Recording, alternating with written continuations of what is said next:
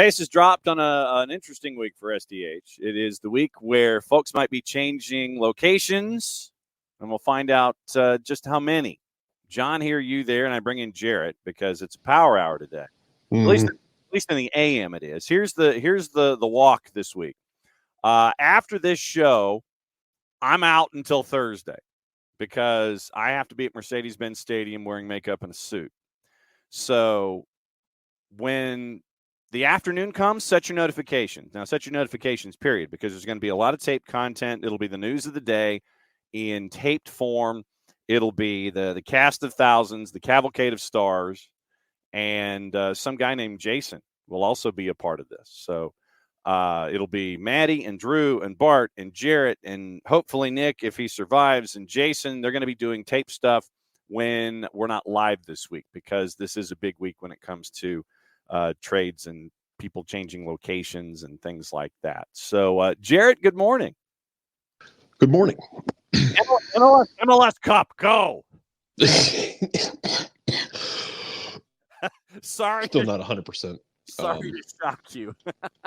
No, it's fine. I'm still not 100%. This has been a slow recovery off of the disabled list. MLS Cup, go. Get you a couple of innings here and there. We'll get you warmed up for a start. Just getting stretched out. Set me down to Gwinnett to get me stretched out 3-4 innings at a time. We'll work our way up, get our pitch count up in the 70s, and see what happens. Yep. Hi, it's me, the Ian Anderson of SDH. Jesus. So MLS Cup. Has anybody alerted LAFC that MLS Cup happened? Yeah, really? Because all I could ever think about is the Jim McElwain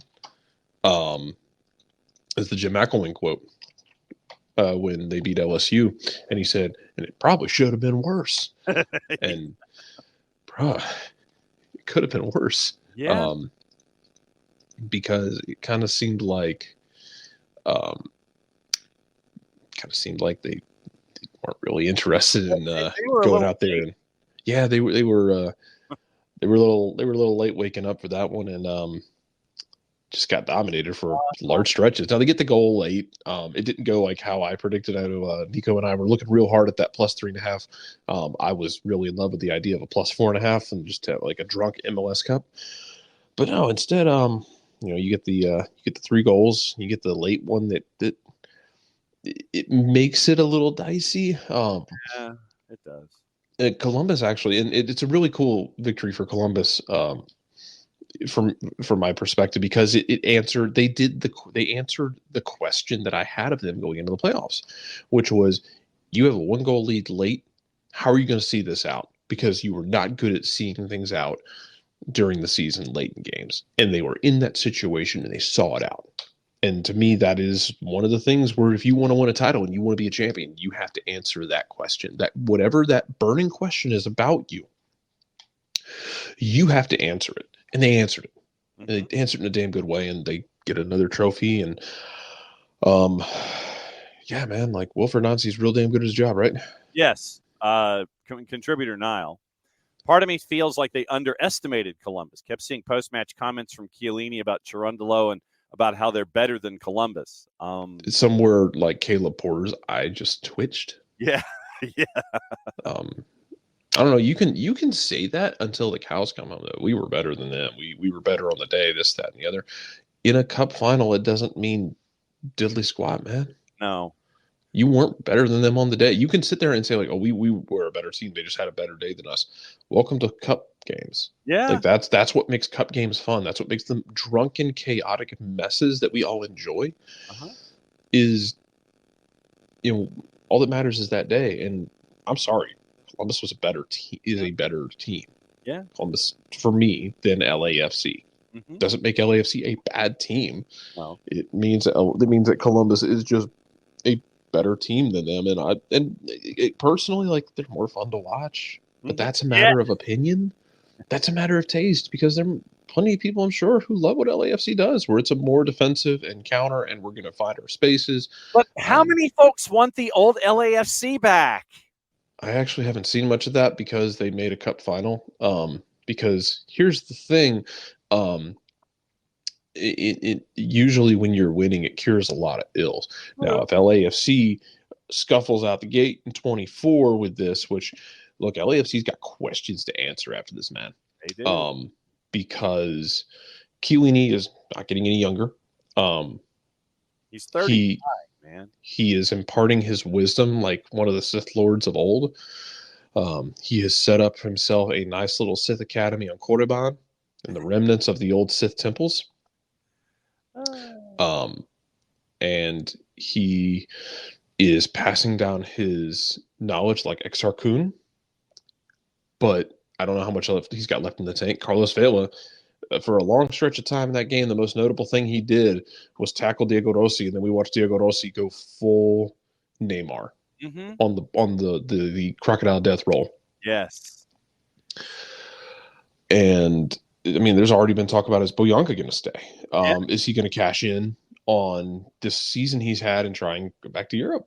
Which, hey man, that's a thing that can happen. Like, so how does LAFC build into the next era with what they have with Trundolo?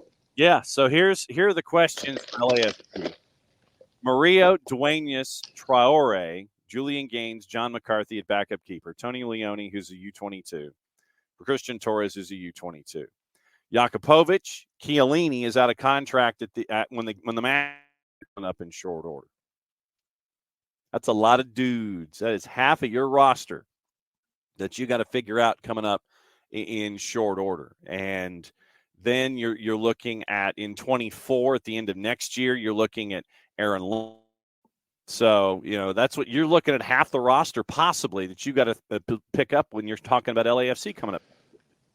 Yeah, you do. And you have to, like I said, you got to figure out how you want to build it going forward. And, man, if they I think if they scuffle out of the gates in 24 and it's not as exciting and they're not scoring a bunch of goals, yeah, maybe you get that and maybe you don't. I mean, what happened in Atlanta might be a more unique situation. But Trundle also got them to 3 cup finals. And yeah, we're going to count Campeones Cup because we count it here. Everyone counts Campeones Cup. You can call it. You can kind of like throw the thumbs down on it if you want to, but we threw the thumbs up on it here because it was a street fight back in 2019. Yes. Yeah, we count Campeones Cup. Absolutely, man.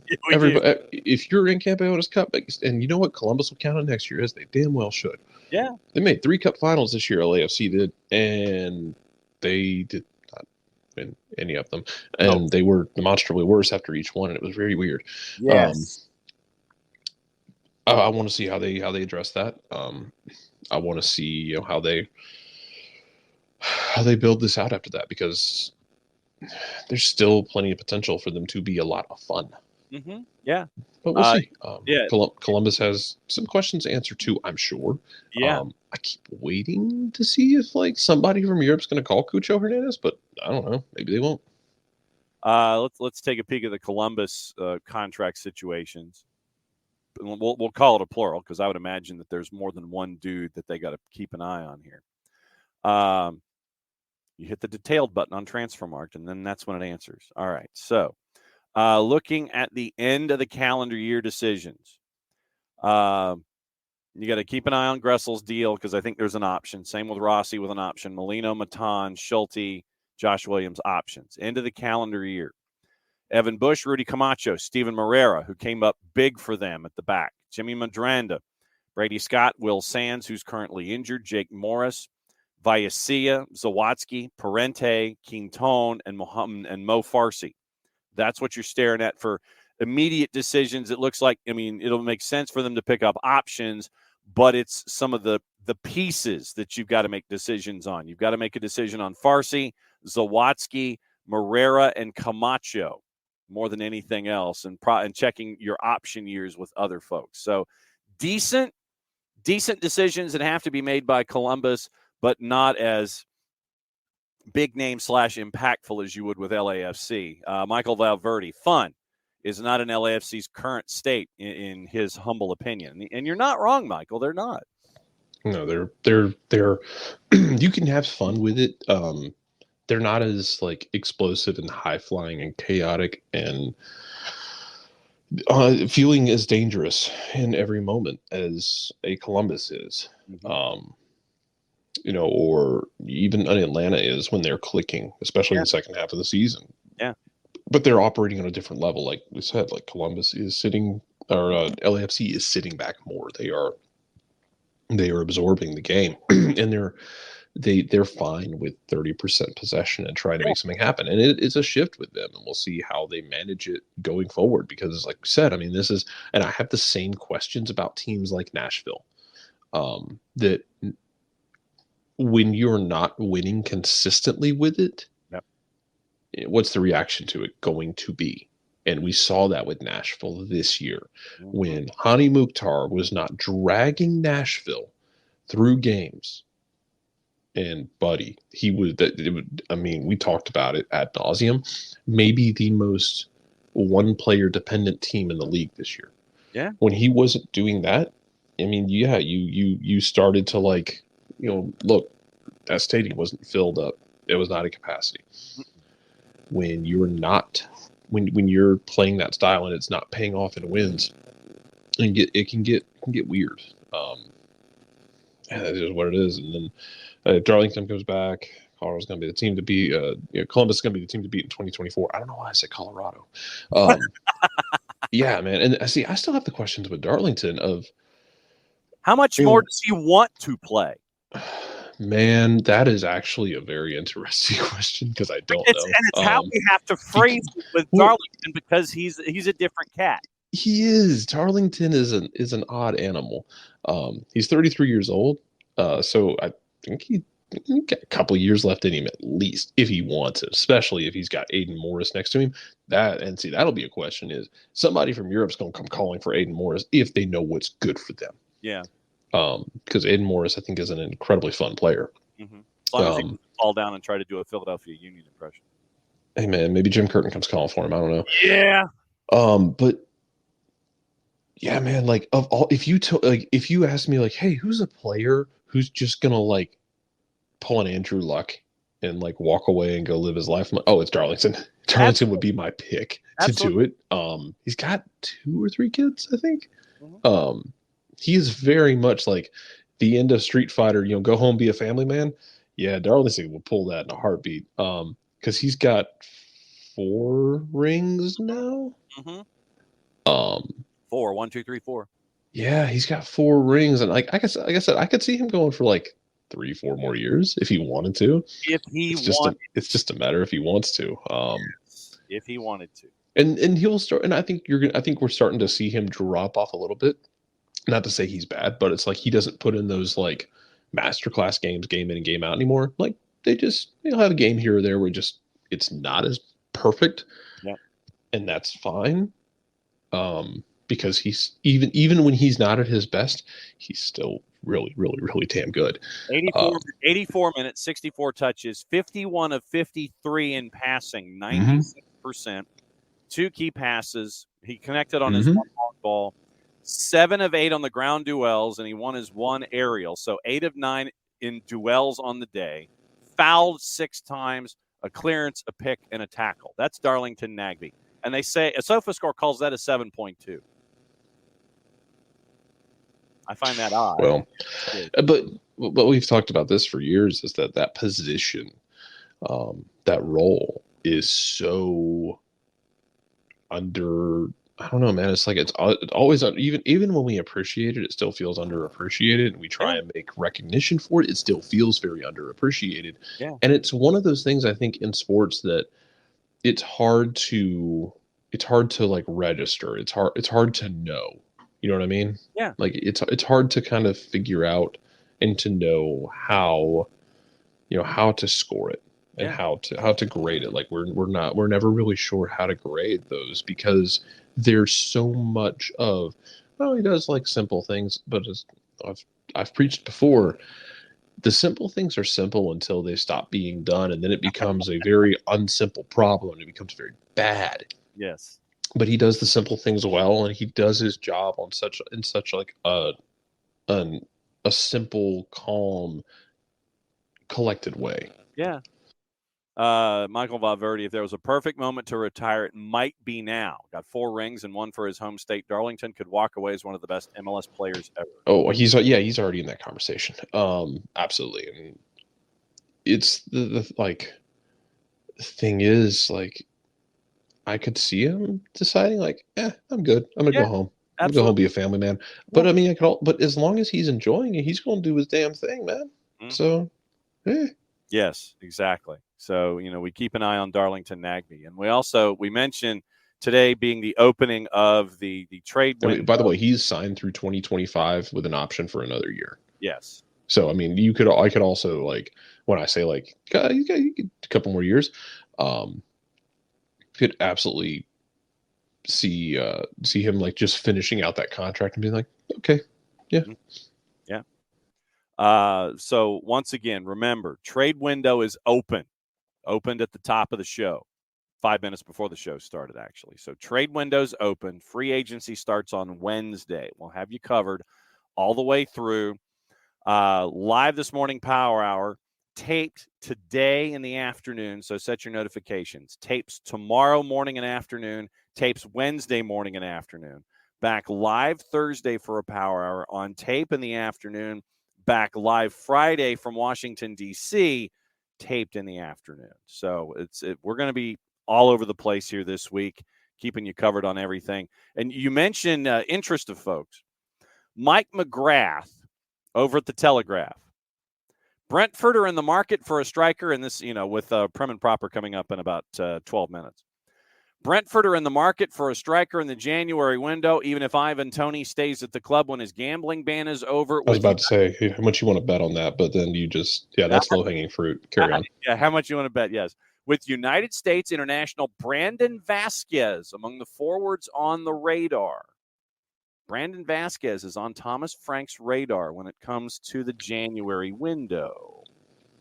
Little interest in selling Ivan Toney, with Brian Mbumo and Yohan Avissa heading to AFCON, leaving Frank short on attacking options if they leave. Lost 4 of their last 5. Brandon Vasquez on Thomas Frank's radar at Brentford. Well, Brandon Vasquez has been wanting to go to Europe. That's kind of been like a terribly kept secret for, like a year now. I think he wanted to go last year when he had his breakout in 2022.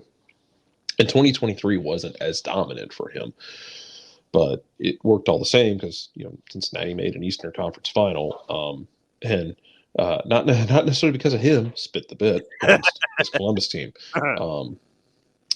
Good job, good effort, Cincinnati. Good work. It seems like Brandon does want to go and apply his trade in Europe, and I think some of the comments out of Cincinnati in the last week or so, or 2 weeks, were kind of indicative of he's expecting to go.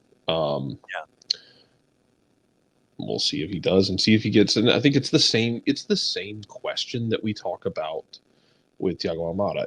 Is the money right, and you're hoping for the player that the fit is right, because this isn't FIFA where oh man, I'm going to sell this guy to whatever club comes in with the most money. You want to make sure it's a good fit for them to thrive as well, and that's important for the player and agent and the club that he's going from to understand as well. And they'll do that. They know their jobs. They're not amateurs in this field. So,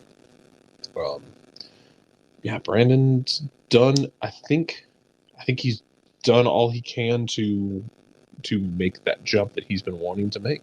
Yeah.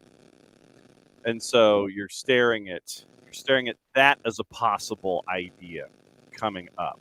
So plenty to play with here this morning. We'll go through it all coming up in just a little bit. But Jarrett, what was going on with Celtic this weekend that was drawing your ire? Oh, just in general. Okay. Their existence. Brendan Rodgers' existence. Okay. The fact that he took a team that was really fun and really good and made them the exact opposite of that. Kind of like LAFC. Man, they're so it's just so plotting. And then it gets scared. They lost to Kilmarnock. And it's always kind of newsworthy when an old firm team loses. They lost to Kilmarnock. at Rugby Park, and they had a lead, and then like gave up 2 goals in the last 20 minutes, give or take. Oh, wow. Yeah, it was, but it was like it's the way they played. Like they started pumping long balls. They started looking scared. And you're talking about a team with over a $50 million like wage budget going up against Kilmarnock, who probably is spending like less than 10 million on their entire club's wages. Yep. And I might be being generous at 10 million. True. They looked scared. They looked like they didn't want anything to do.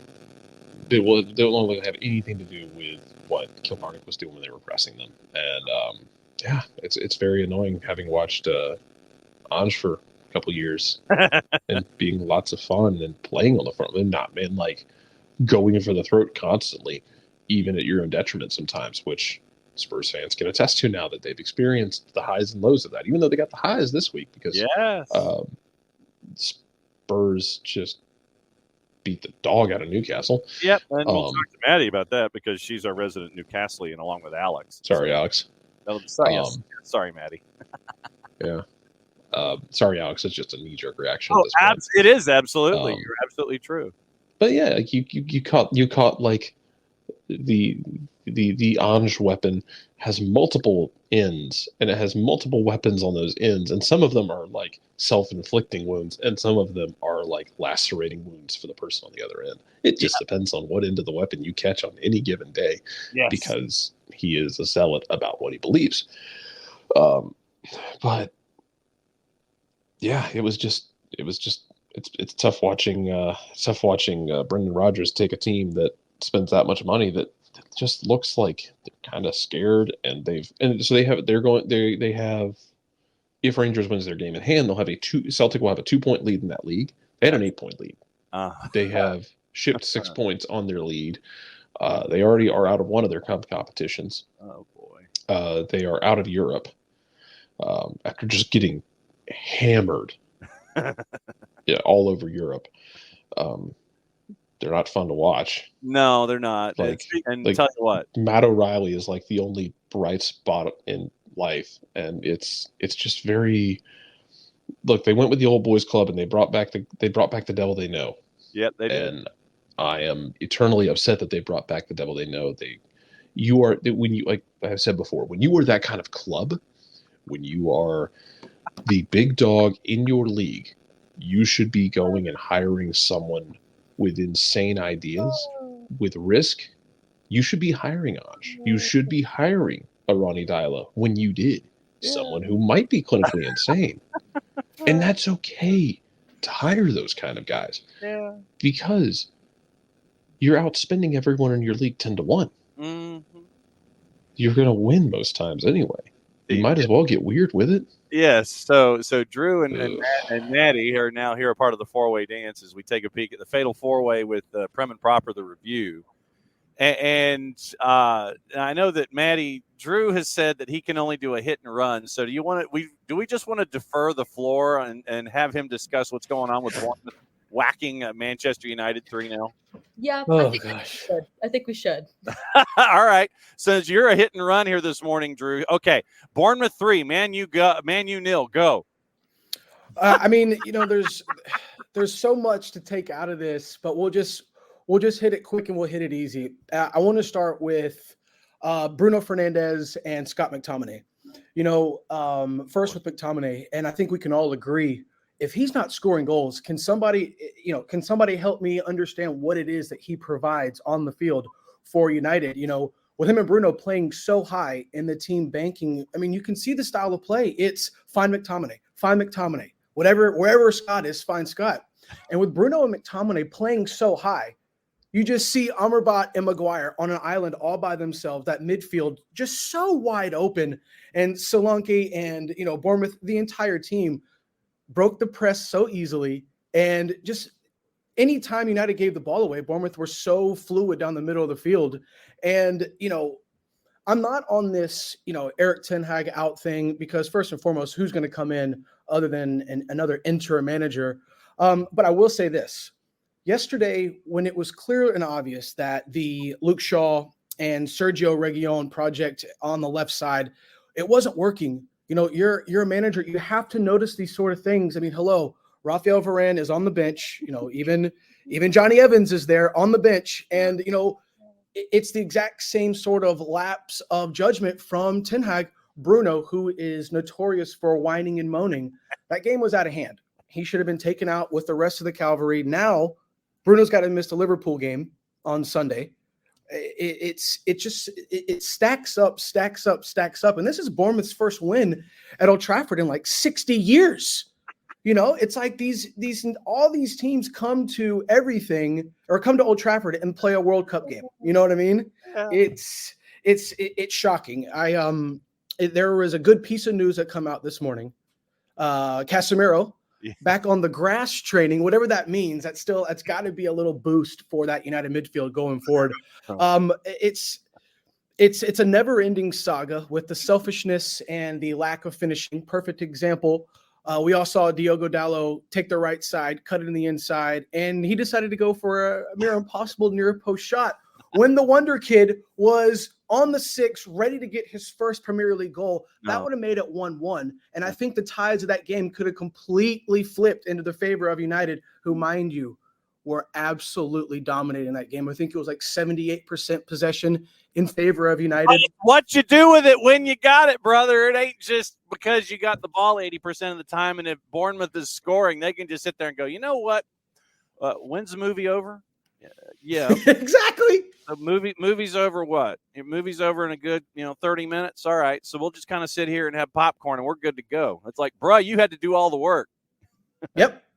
And it's week in and week out, just whether they're in the wrong position or typical. What I think ruins the attack for United every time, whether it's Anthony who stops at the 18 and wants to go back, or it's you get in there, Garnacho will put a cross in the box, and Maddie, there's nobody there.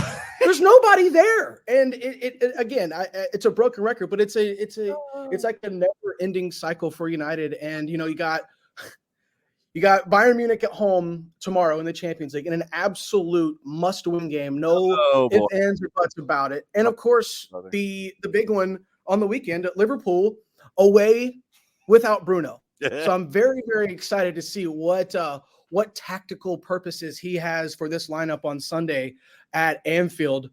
I can't call it tomorrow. I obviously don't expect Bayern to put out their A squad, but what do they have to lose? I mean, I don't know.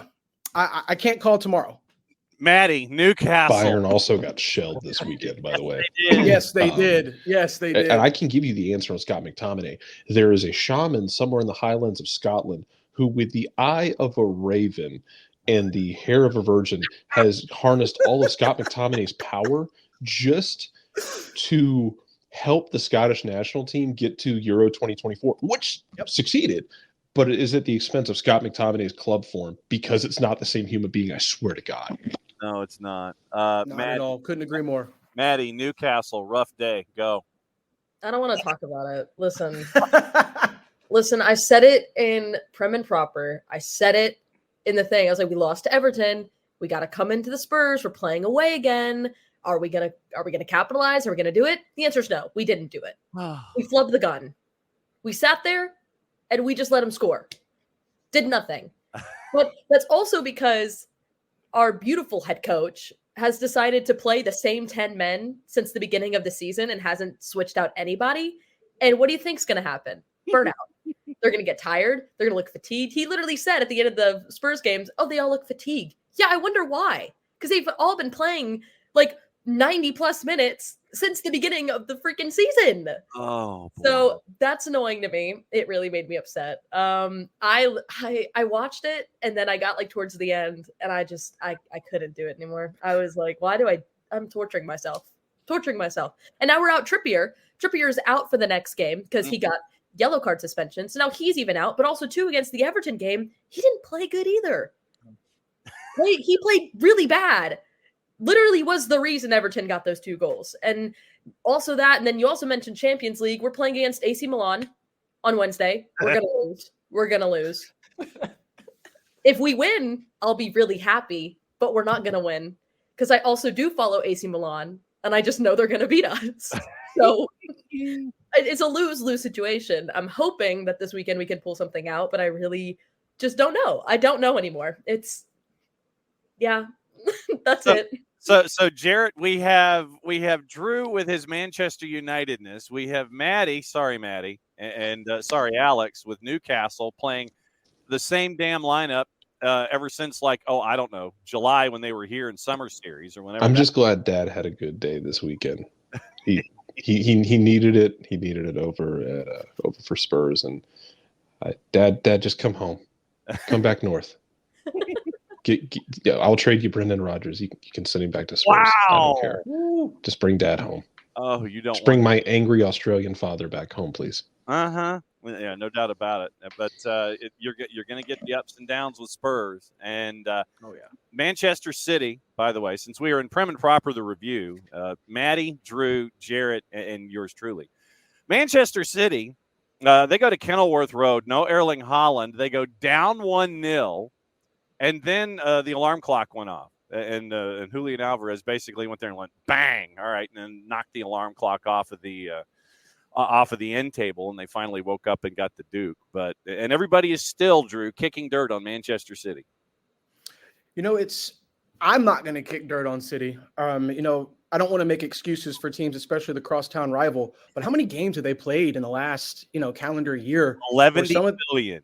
Where some of this stuff is, no matter how great of a tactical genius Pep is, no matter how great of two starting lineups he can field from that squad. I mean, sometimes things just catch up onto you. And listen, this is the Premier League. It's any given Saturday, any given Sunday, or, last week, Monday, Tuesday, Wednesday, Thursday, it was all week long. But Luton Town, I remember at the beginning of the season, John, I said I predicted them to be, they're still in the bottom three, even though it's penciled in.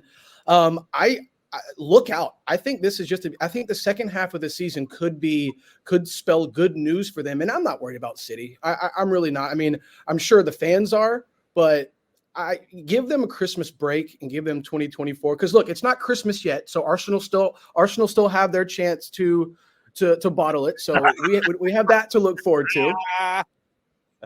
So Maddie, he's anticipating the traditional Arsenaling. Is there a Clemsoning version for Arsenal? It's called being the Falcons of England, John. Hey, there you go. Yes, that is true.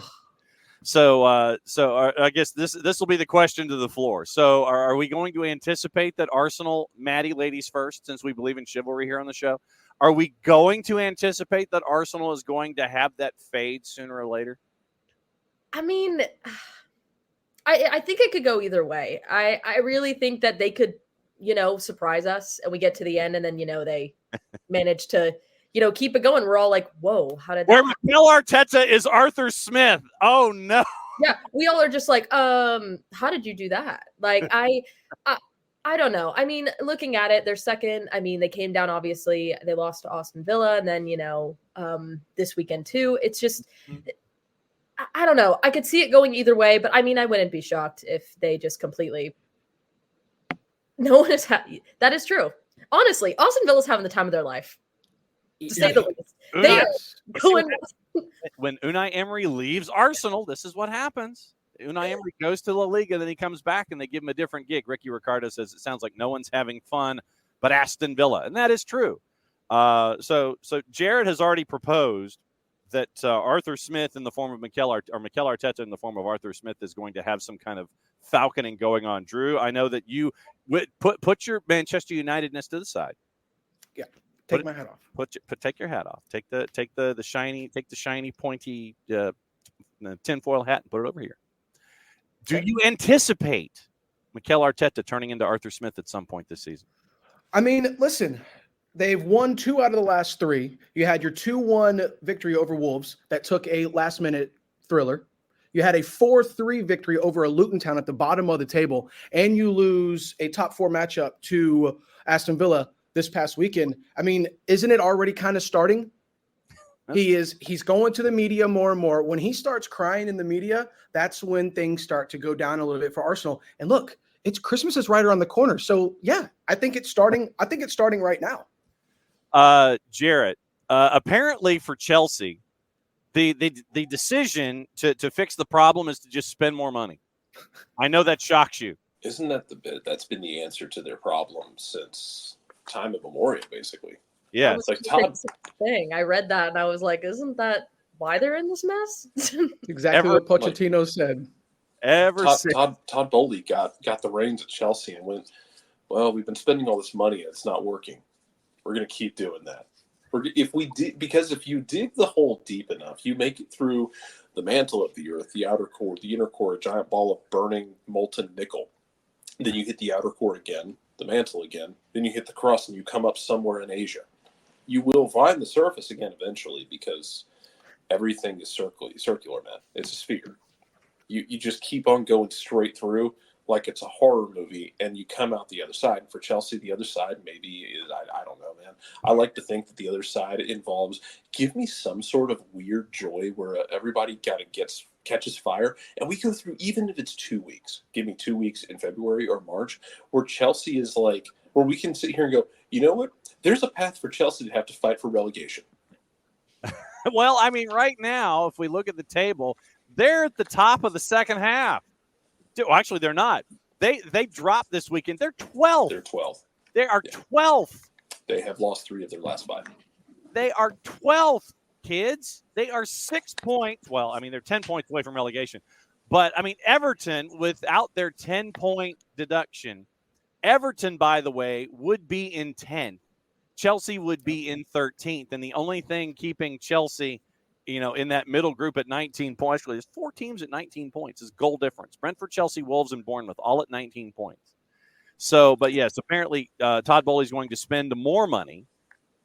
Everyone they grab is just, it's almost like there was an evil spell put on them, because everyone they could grab a really good player and it just doesn't work. And Pochettino's like probably just, I imagine he's like ends his games just staring off into the middle distance.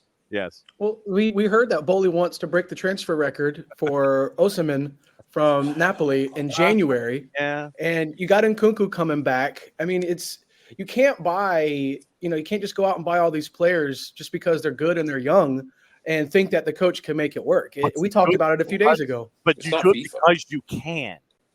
It's not FIFA. You can't just, this isn't Ultimate Team. You can't just throw players on the field. Hell, man, domestically, LAFC learned that last year when they tried to like shoehorn Vela and Bale and Chiellini and Boyanga all on the field at the exact same time, and it just didn't work. You had to figure out the right balance. This is an Ultimate Team. It's not a video game. No. And Pochettino is a great manager, but he's not God. Well, not yet anyway. Drew, I know that you've got a jet. Any last words with what's going on in your head after this past weekend? Yes. All the United fans, all the United faithful who are watching, who are listening, just keep having faith. It's a big cliche, but Rome wasn't built in a day. If you watch that starting 11 yesterday, I think 4, maybe 5 of them were Ten Hag players. Let the manager get his full starting 11 in. It's a project, Ask Mourinho. The greatest accomplishment of his career was finishing second with Manchester United. So with Ineos probably coming in, I'm expecting sometime within the new year. Let's see what Ratcliffe can do. Let's see what he provides tonight. Even if he keeps, we don't know. We just don't know yet. There's so much hanging in the balance with United, and pretty much that's always seems to be the case. But let Ratcliffe come in. Let him bring in his crew, and let's see what they can do. I'm skeptical, but I'll be optimistic as well, so we'll see. All right, so that's Drew. Drew will be drifting through this week as well, because we'll have a lot of stuff on tape, but then obviously Maddie and Drew will have Prem and Proper coming up on Friday. Be good, my friend, and apologies to the Manchester United side of you, but those of us who enjoy the little guy taking a bite every once in a while, it was fun to see. I know that you've been banging your head against a wall. We'll catch up with you later in the week, my friend. All right, John, we'll see you tonight at the Benz. There you go. There's Drew. Drew Dickens. Well, it's like watching FCS versus FBS football, John. Yeah. Everybody loves to see an FCS team come up and bite an FBS team, unless it's your team or a G5 team. Like when Georgia Southern beat Florida in the swamp, and you had passing the football, yes. Or when Nicholls State almost beat Kirby in like his second year at UGA. Yeah. And then Kirby went on to win 2 titles. Yeah. Everyone loves those kinds of like App State, Michigan 2007, like everyone's on ketamine kind of things. But you just don't love it when it's you. No. Maddie, what's up? And as the Georgia fan here, no shade on Kirby Smart's name. Love that man. Well, but the thing, you and Jason will be writing that. You will be writing the front of that. I have nothing bad to say about Kirby.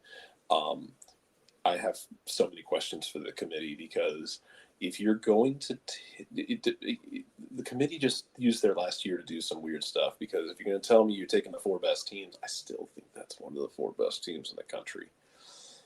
Listen, you had a mash unit of a receiving core that lost by 3 points to Alabama. Yeah, I could go on a full tangent about everything that happened in the. It's fine. That's what the college football show is for. That we tape on Sundays. That's what that one's for. I'm sorry. Nothing wrong with that. We always do college football down here anyway. It's all good. I'm just happy my large adult son won the Heisman on his way to eventually becoming the quarterback for the Atlanta Falcons. Oh boy, Jaden Daniels. We figured. Come on now. You figured that Nix and P-Nix were going to have the vote split out on the western half of the Mississippi. You figured that was going to happen, didn't you? Yeah, and honestly, the vote breakdown would have been very interesting to see if the Pac-12 title game goes differently. If Bo Nix drags Oregon to a Pac-12 title, how does that vote differ? Because it was a pretty damn close vote. I'm sure Florida State would have still been screwed anyway. Yes.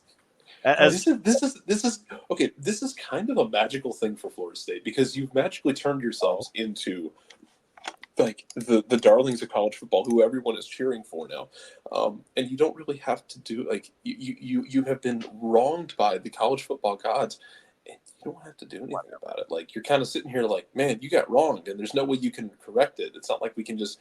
It's not like you can cash in money in the bank here, man. So then, who do we play next game? Who do we play in the Orange Bowl? You play one of 2 teams. You either about to play an incredibly pissed off Georgia or an incredibly disinterested Georgia. Yeah. All right. Yeah. So here's what I would propose, Maddie. Here's what I proposed for Florida State in this game. Run every down. Literally, even on 4th down and you're at your own 27, run. Yeah, just run the ball, and if you don't get the first down, you don't get the first down. Georgia gets the ball 1st and 10 at your 27. They score. Make it like 98-0. And Norvell goes and wanders over to the Georgia sideline. He just stands next to Kirby, and they just kind of laugh the whole time. Norvell's like, yeah, we're just going to run the ball. We're just going to do it the whole time. Yeah. And I'll tell you the play. And 98-0, Georgia wins. And then in the in-game interview, Norvell and Kirby both sit there and say, I could give a blankety blank about the Orange Bowl right now. Do that on the air. On the air. Do that on the air. But, yeah, 98-0. Just, Florida State comes in. It's like, yeah, we're here. We're here so we didn't get fined. That's what I want out of the whole thing. Yeah, Abby, the Orange Bowl presser was canceled. Apparently it had to do with just scheduling. It wasn't like, Norvell and Kirby, like, not wanting to do it or anything. Literally, it was because of everything else going on the planet, and they just couldn't make it. No, the season doesn't matter. It is – we had this discussion on the college football show, and I'm going to rub my forehead here because it's, it's like one of those scanners moments. Look up that movie on IMDb. Think of it this way. You're programming a 3-episode miniseries on television. You want Rachel kissing Ross after they watch the prom VHS. You want Who Shot JR. You want Jarrett, give me another one. Give me another quality TV moment that you want. Rebecca coming clean to Ted Lasso. You want that. The entire episode of Ozymandias of Breaking Bad. Okay, so Jimmy in the courtroom in the ultimate episode of Better Call Saul. Right. You want the payoff. Yeah, so you want the payoff in a 3-episode miniseries.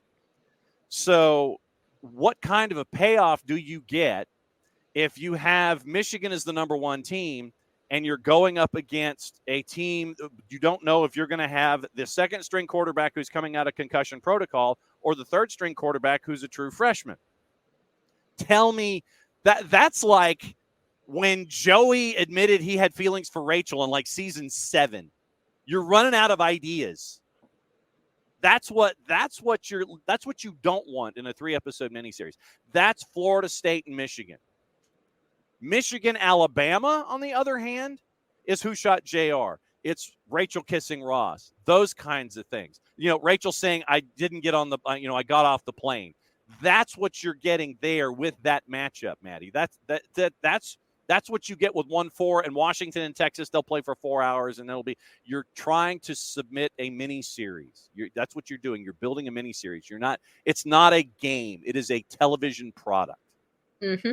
Absolutely. And I honestly think I'm only going to watch it solely because, and I'm not even upset that Alabama's in it. Alabama deserved to be in it. They beat us. They beat us. And I ranted about this a week ago when it happened. I ranted about it already. I'm not going to go into it again, but I am a person that likes to look at things logically, or I try to. That's your first problem. I try to, okay? But Alabama, they beat us. They were going to be in the top 4. I just didn't know how it was going to pan out. But I will say, I am excited to watch Alabama destroy Michigan. What's that coming down the track? Whoa! Pat McAfee really played with my emotions during that. He did it, and then I was like, "Oh, absolutely!" I was flabbergasted. Everybody got taken. Ricky, John, it isn't a payoff. This is Cersei Lannister getting to die a death that was much less painful than she deserved. I didn't see the show. I'll take Ricky at his word. Abby says, I will not watch any playoff college football games. I'll watch all the bowl games. That much I will do. Bowl games I will watch. 100%. I will watch bowl games. We're gonna watch the degenerate bowls in the middle of December. They're absolutely 2, 7, and 5 teams that are basically taking part in a knife fight in the dark. Yeah, I mean, and the get-in price right now for the Independence Bowl, the Poulan Weed Eater, whoever Radiance Technologies, get-in price $14 to get into Shreveport, Louisiana, to watch Cal and Texas Tech in front of tens of people. But we will watch because it is part of a series. Listen, presented that way. I am going to be in my seat watching Liberty versus Oregon in the Fiesta Bowl because Liberty is a Conference USA, and that's where Kennesaw State's going to to be next year. Listen, I have faith in Liberty. Liberty can do it. I don't even want to think about next year in Conference USA. Liberty's going to get killed. Liberty's going to get killed. But Jamie Chadwell's going to get another job in the next 2 years, and God, just get my insane son out of Virginia, please. Why don't they just change? Why don't the Big Ten and Conference USA just switch names? Literally, because when Kennesaw joins Conference USA, you'll have 10 teams. You guys should just be the Big Ten. And since the Big Ten goes from one coast to the other, they should just become the Conference USA. I mean, that literally I makes sense to me. I mean, I get branding and everything. I know it's like you go to KFC and you end up with a chicken sandwich. I know, I get it. But that's just that's where we are. Abby's going to watch bowl games, but not the playoffs. Yeah, Abby and I have the shared angst involving the team from Tallahassee. I have been chasing the high of the 2004 Popeyes Bahamas Bowl, which was Western Kentucky and Central Michigan. That was fantastic television. That was Central Michigan executing a Hail Mary with double lateral on the final play of the game, down 7 points, scoring on that last play, then going for 2 for the win instead of going to overtime and throwing the worst corner fade you've ever seen in your life. And I've been chasing that high ever since. It's like, 44-43? And by the way, the Bahamas Bowl this year. 49-48. And the legendary God himself, Cooper Rush. Yes. And by the way, the Bahamas Bowl, because of construction that was not completed to Eugene Robinson Stadium, is now being played on the University of Charlotte campus this year, and they've got a different sponsor. So that has changed. Playing at Coastal with the teal field that is just that's everything the wrong. Myrtle Beach Bowl. Myrtle Beach Bowl is getting played there. All right, so Fulham put 5 on West Ham. We've already talked about others. Liverpool has put Roy Hodgson probably on job life support, winning 2-1. Brighton and Burnley 1-1 draw. Sheffield United got a big win against Brentford. Big win for Chris Wilder. Wolves and Nottingham Forest a 1-1 draw. I don't know if that saves Steve Cooper. Villa 1-0 over Arsenal, and so we get to catch. And so that is what happened this past weekend. Maddie, any other thoughts on what happened in Prem and Proper? I mean, it was a weird week, especially coming from like the double week. You had the midweek stuff, and then you also had 3 games in 7 days.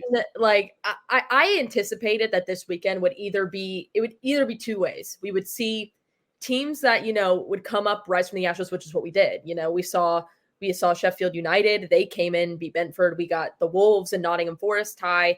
You also had Bournemouth beating Man United. You got to see the underdogs kind of come up and get some points there. You also saw a little bit of you just saw some burnout in a lot of these teams that you really shouldn't see. And I expected it to be that way just because normally when that happens, stuff like that happens. But overall, I thought it was a really good match day. I was very shocked and excited to see that Everton beat Chelsea. That was, I think, the game for me this week. It was because listen, they got deducted the 10 points, and we talked about it all Prem and Proper long talking about it.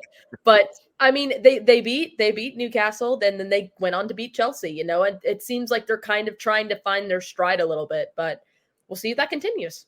All right, I'm excited. All right, so David, on the final college football word, Bama was poop against Auburn, had several other games where they were garbage for 3 quarters, had maybe 2 complete games all year. Yes, they likely are a better test for Michigan. Didn't deserve it more than FSU, who beat 2 SEC teams out of conference. David, as the Florida State alum on this show, I will agree with you, but once again, I will stipulate that this is a television product that is not a college football game. So that's why you ended up with Alabama and Michigan and Washington and Texas. Jarrett, last thoughts on Prem and Proper? I'm always waiting for the shoe to drop on Arsenal. Yeah. For better or worse, I'm always waiting for it to happen, and it's just the question just becomes, how painful will it be? Mm-hmm. Not painful if it happens. How painful will it be? And is Liverpool just kind of quietly chilling out with that one spot, just like, hey, there's a lot of chaos going around. What if we just keep our head? What if we're just the kids in study hall who keep our heads down and catch up on homework while everyone else is making paper airplanes and getting high off formaldehyde? Mm-hmm. Absolutely. So that's what you're staring at. No movement right now, rumored or otherwise, going on in Major League Soccer. Everyone just excited, wow. Columbus played aesthetically pleasing football. What if that catches on? Yeah, what if it catches on? What if I don't have to watch everybody play, hard press and bunker and counter for the rest of my days? Yes, absolutely. God, yes. So once again, the rest of the week, Maddie, Jarrett, Nick, Bart, Drew. If we're not live, they're on tape. So later today, tape. Tuesday, Wednesday, AM, PM on tape. I'm back on Thursday morning live for a power hour. Thursday afternoon is on tape. I'm live from Washington, D.C. on Friday. Friday afternoon is tape because this is a big week when it comes to stuff here in Major League Soccer. And so let me go through what else is going on, what to watch today. We'll see if anybody's ideas are changed. Men's College Cup Finals at 6, Clemson, Notre Dame. Fox Soccer Plus is doing a King Cup for a league that we don't promote or talk about. And Serie A Femenina is at noon. FS2 does more of the King Cup in that country for the games we don't talk about. Deportes. La Liga, 3 o'clock. Vallecano, Celta de Vigo. Fox Deportes is your simulcast for the league we don't talk about. Goal TV, Portuguese Primeras at 3:15. You can get that on Fanatis, fntz.co/soccer down here. You can get Goal TV, Teise, For the Fans, CDO, all the BNs, Brasileiro, all those competitions there. Jason got me hooked. I blame him. League One at 3 o'clock, Portsmouth and Bolton. La Liga simulcast on the Plus. 2 Serie A matches back-to-back on Paramount Plus. That is your look at what to watch today. And that's a show, kids. So, yes, schedule's supposed to come out Friday. Keep your fingers crossed. And Darlington Nagby got his 4th MLS Cup. Women's Gold Cup tonight, 7 on Golasso. Thank you, Bart. Thank you for that as well. Nicely done. So, once again, everybody's going to be filling in this week. We got news. We got stuff. There's stuff to talk about. We'll be doing it on tape if we're not live. So, there you go. Set your notifications when we're up and running. Let's see. Maddie, we'll let you do this. Okay, so since it is the end of the show, we have our traditional endings. So Okay. I will let you do the ending and send us away for the AM side on Monday. Keep an eye on free agency, folks. Maddie, go for it. Oh, goodness. Am I just closing it out? Yes, you're closing out the show. Hey, listen, I was nervous. You put me on the spot. That's the idea. Oh, all righty. Well, thank you everyone for joining us. Tune in later on today. I'll be doing the PM show today, giving you some updates on what's going on in all of soccer. So stay tuned. What she said. Jarrett, send us home. Oh, fine. Mucho obrigado. Play it safe, everybody. We'll see you later today.